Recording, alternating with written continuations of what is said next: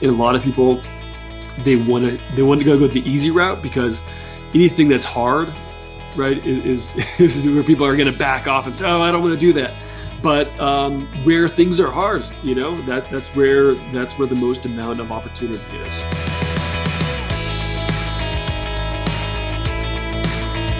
There's a methodology framework that we've built after spending millions of dollars in ad spend and seeing success out of different campaigns, that we started to see a pattern. And we saw this pattern with other campaigns and other advertisers outside of the real estate industry. And so I built this framework that's called BURST.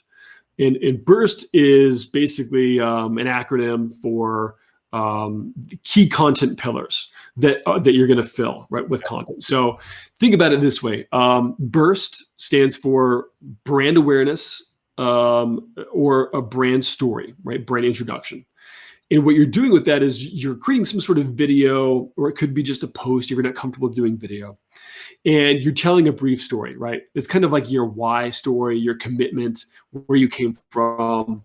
For example, we did one for a company that was over 100 years old, 400 agent company in California. And they're originally a bank. They're a family bank before they became a real estate brokerage. And it was back when they actually had like the horse and buggy, type of banks with the old stakes, right? So we actually used one of those photos, and it was about that. Their brand story was, we are over 100 years old, third generation real estate family. It started off as a bank in this community, and we're always there for you, and we continue to evolve, right? So that was their brand story. Yours can be a little bit different, right? If you're brand new into the business, your brand story could be, about how you love the city, right? And why you love the city, or why you love the market that you're in. It could be all about adventure. It could be, about, the different restaurants, right? It could be more of a foodie kind of angle. Right. So try and play up your story. There's marketing is stories, right? We all sat down in primitive times around, campfires and told stories and did chalk drawings on the wall to talk about, what we had done that day. And it resonates with people. So brand story, that's one. Mm-hmm. And then from there is going to be you, which is untapped opportunity. Untapped opportunity is typically things that people may not have access to, or they don't know where to find it. And that's going to be property centric typically. Mm-hmm. So you want to bring them back and then to delivering something that is of value, that is going to be focused on, let's say, a list of off-market properties, coming soon listings.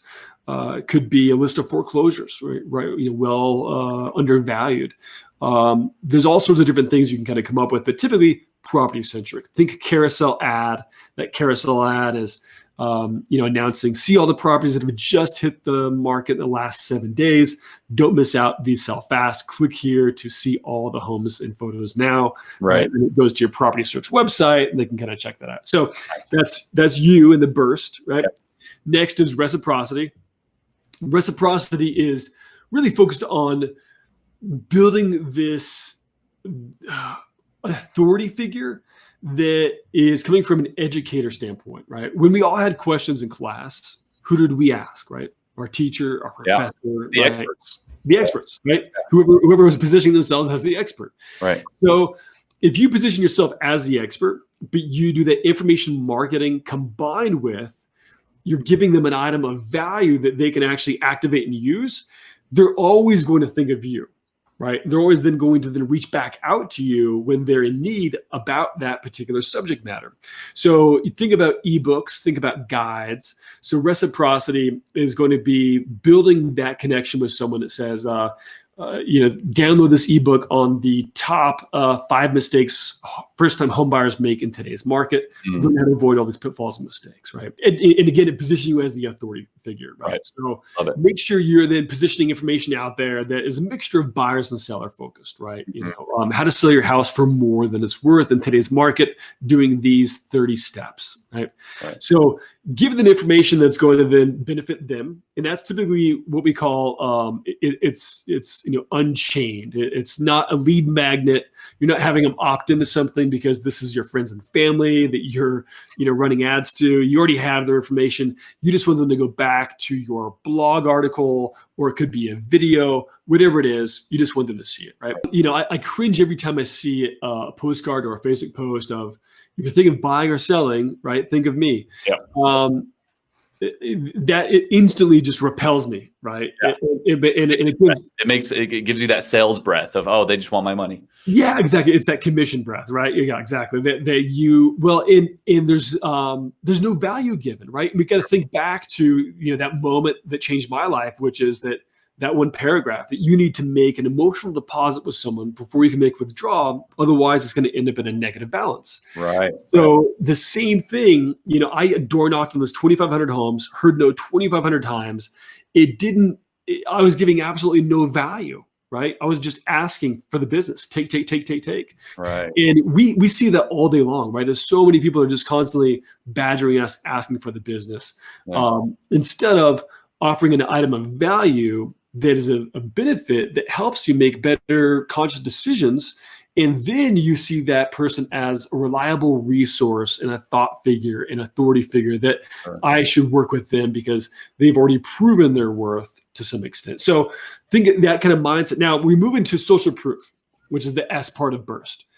And social proof is overwhelmingly powerful. This is a really powerful thing.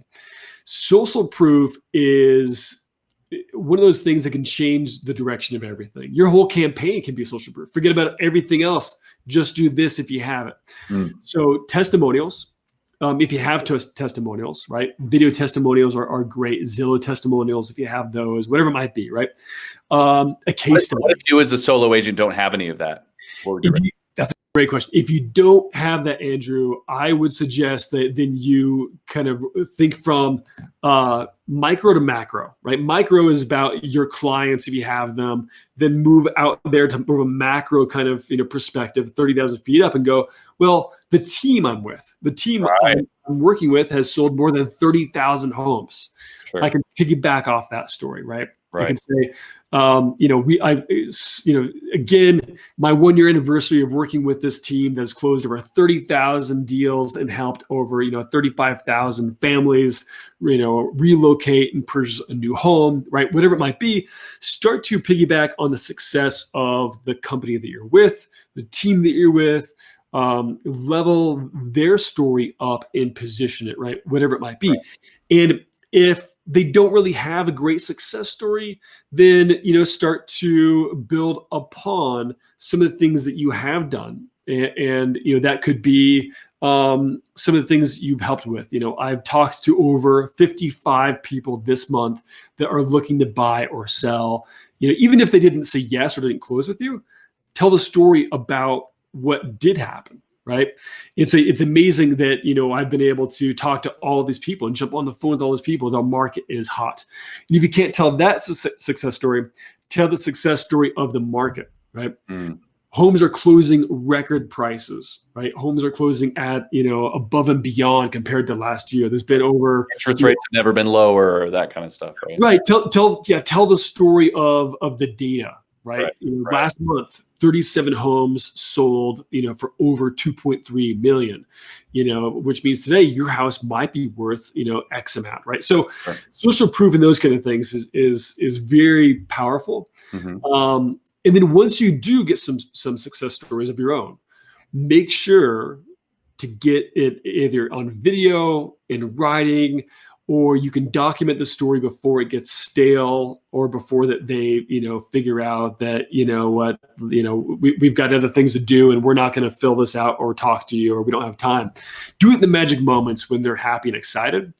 And then you can tell your own story, like a house that you sold for over asking in a certain time frame. That's a case study, right? How I sold this house for 10,000 over asking in only 48 hours on the market. And then you go over your listing presentation and how you did it and what it is, right?